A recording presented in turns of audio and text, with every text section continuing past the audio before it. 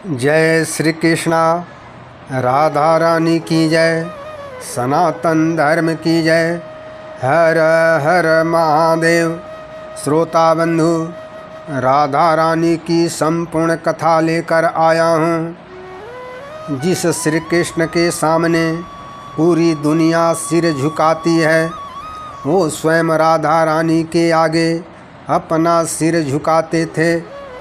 अगर 2.5 अक्षर का राधा नाम एक बार ले लिया जाए तो प्रेम का पूरा अर्थ समझ में आ जाता है। राधा के बिना श्री कृष्ण अधूरे हैं। राधा रानी की कथा प्रेम, विरह और समर्पण की वह चरम सीमा है, जिसे सुनकर हम अपने आंसुओं को नहीं रोक पाएंगे।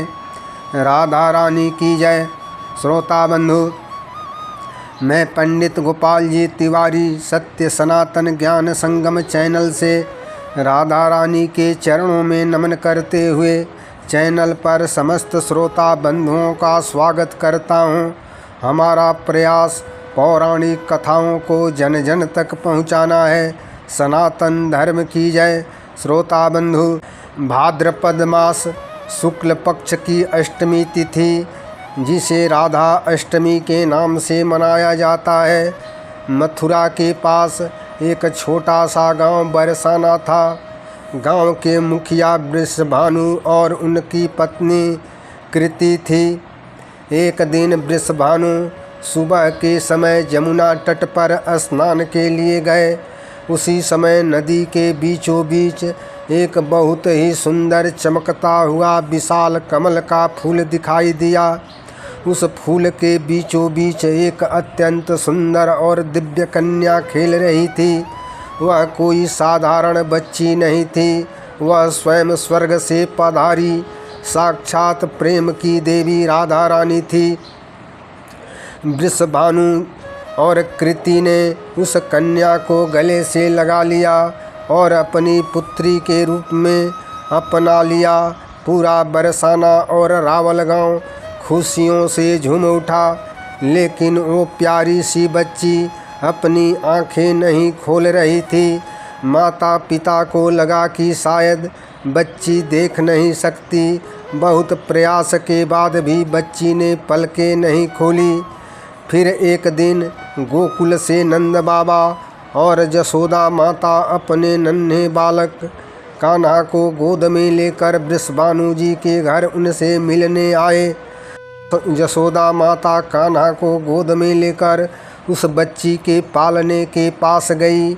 जैसे ही कान्हा ने उस बच्ची की ओर देखा और कान्हा की परछाई उस बच्ची पर पड़ी, बच्ची ने तुरंत अपनी सुंदर पलकें खोल दी, क्योंकि राधा रानी इस संसार में जन्म लेने के बाद सबसे पहले अपने प्रियतम श्री कृष्ण का ही दर्शन करना चाहती थी। जब तक उसके सामने उसके कान्हा नहीं आए, राधा ने इस दुनिया को देखने से इनकार कर दिया था। समय बीतता गया। राधा रानी बरसाना में बड़ी हो रही थी और कान्हा गोकुल और वृंदावन की गलियों में आनंद बढ़ा रहे थे।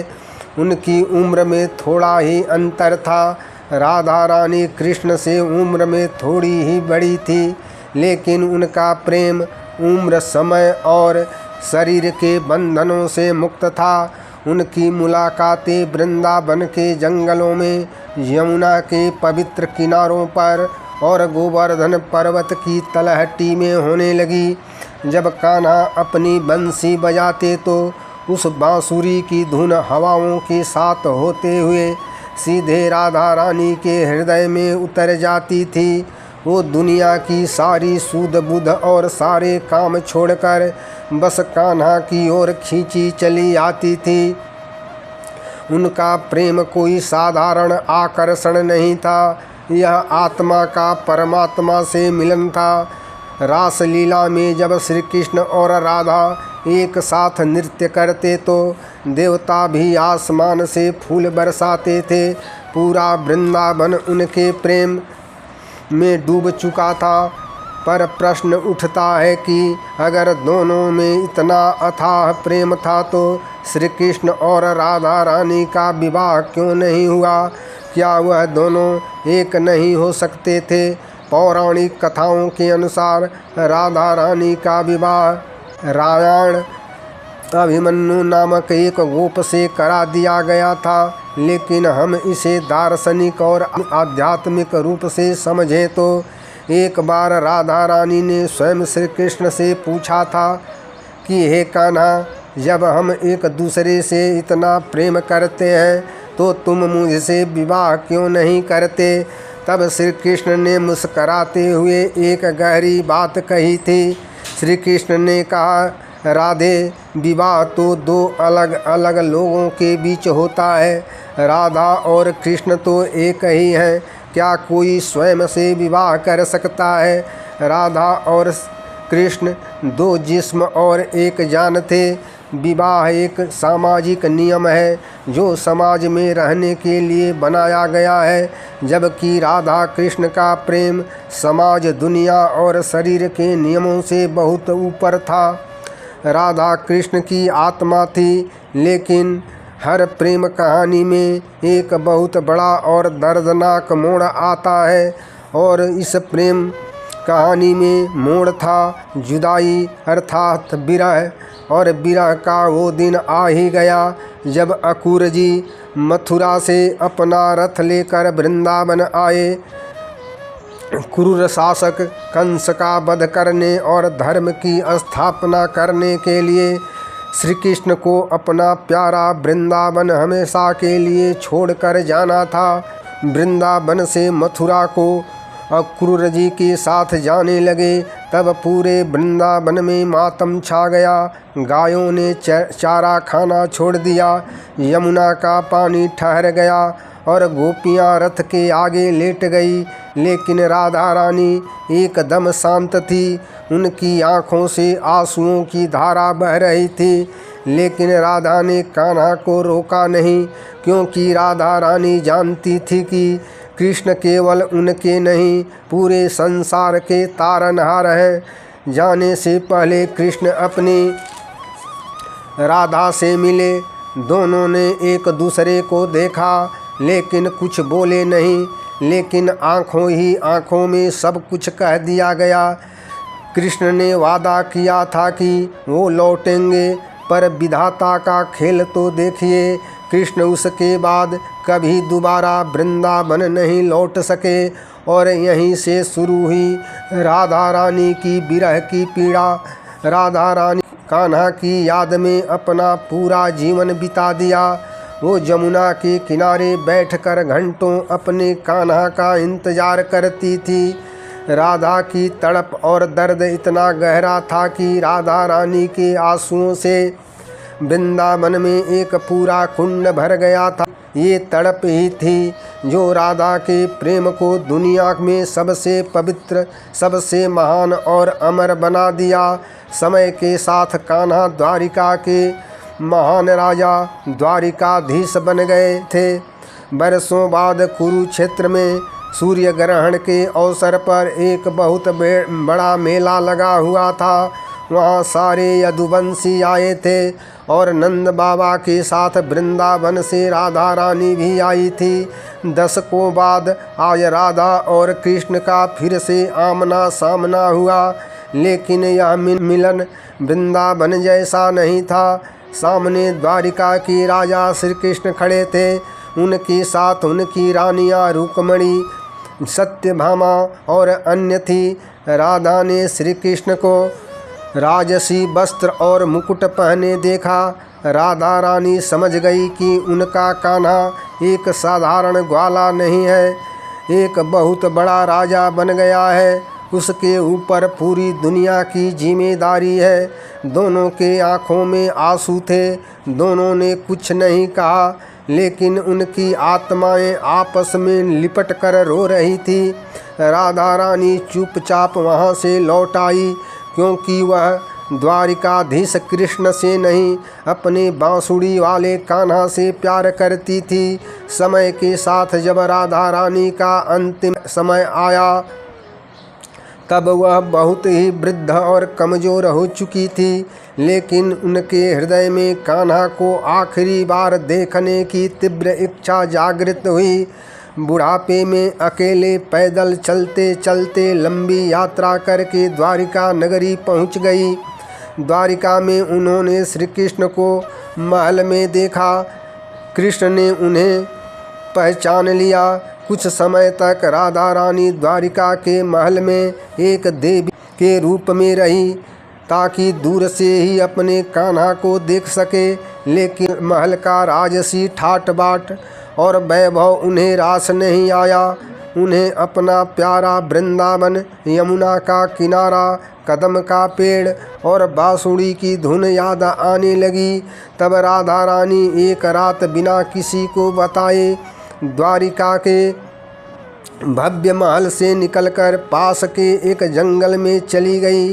राधा रानी बहुत कमज़ोर हो चुकी थी। वह समझ चुकी थी कि उनका अंतिम समय आ गया है। जब श्री कृष्ण को पता चला तब वह बेचैन होकर उन्हें ढूंढते हुए जंगल में पहुँचे। श्री कृष्ण ने देखा राधा रानी एक पेड़ के नीचे बेसुध लेटी है और अपनी अंतिम सांसें गिन रही है। कृष्ण दौड़कर राधा के पास गए, राधा का सिर अपने गोद में रखा और रोने लगे।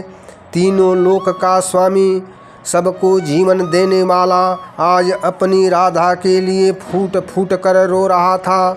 रोते हुए कृष्ण ने कहा, राधे, तुमने जीवन भर मुझसे कुछ नहीं मांगा, सिर्फ मुझे दिया ही है। राधे, आज तुम्हारा जो मन हो मुझसे मांग लो। राधा रानी ने बड़ी मुश्किल से अपनी आंखें खोली, अपने कान्हा का चेहरा देखा, फिर मुस्कराई और धीमी आवाज़ में कहा, कान्हा, मैंने जीवन भर बस तुमसे प्रेम किया है, मुझे कुछ नहीं चाहिए। मैं आखिरी बार तुम्हारी बांसुरी की वह धुन सुनना चाहती हूँ जो तुम मेरे लिए वृंदावन में बजाया करते थे। अपनी आँखों में आंसू भरे श्री कृष्ण ने अपनी दिव्य बांसुरी निकाली और जीवन की सबसे मधुर लेकिन दर्द भरी धुन बजानी शुरू की। उस बांसुरी की धुन इतनी विरह वेदना से संतप्त थी कि प्रकृति भी रो पड़ी, हवाएं रुक गई और पेड़ पौधे भी उदास हो गए। अपने प्रियतम कृष्ण की उस मधुर धुन को सुनते सुनते राधा रानी ने मुस्कराते हुए कृष्ण की गोद में अपने प्राण त्याग दिए। राधा रानी की आत्मा निकलकर श्री कृष्ण में समा गई। अपनी राधा रानी के जाने का दुख श्री कृष्ण ने बर्दाश्त नहीं किया। श्री कृष्ण के हृदय में पीड़ा का महासागर उमड़ पड़ा। जिस बांसुरी को वह अपनी जान से ज़्यादा प्यार करते थे, जो बांसुरी राधा और कृष्ण के प्रेम की प्रतीक थी, कृष्ण ने उस बांसुरी को अपने हाथों से तोड़ दिया और वही जंगल की झाड़ियों में फेंक दिया। फिर श्री कृष्ण ने जीवन भर बांसुरी नहीं बजाई, क्योंकि उसकी बांसुरी की धुन सुनने वाली उनकी राधा रानी ही नहीं रही। अब कृष्ण बांसुरी किसके लिए बजाते, परंतु राधा रानी का प्रेम आज भी संसार में अमर है। इसी कारण जब भी कृष्ण का नाम लिया जाता है तो राधा का नाम श्री कृष्ण से पहले आता है, क्योंकि कृष्ण ब्रह्मांड के भगवान हैं, लेकिन राधा रानी श्री कृष्ण की भगवान हैं। राधा कृष्ण का पवित्र निस्वार्थ और अश्रुपूर्ण प्रेम हमेशा अमर रहेगा।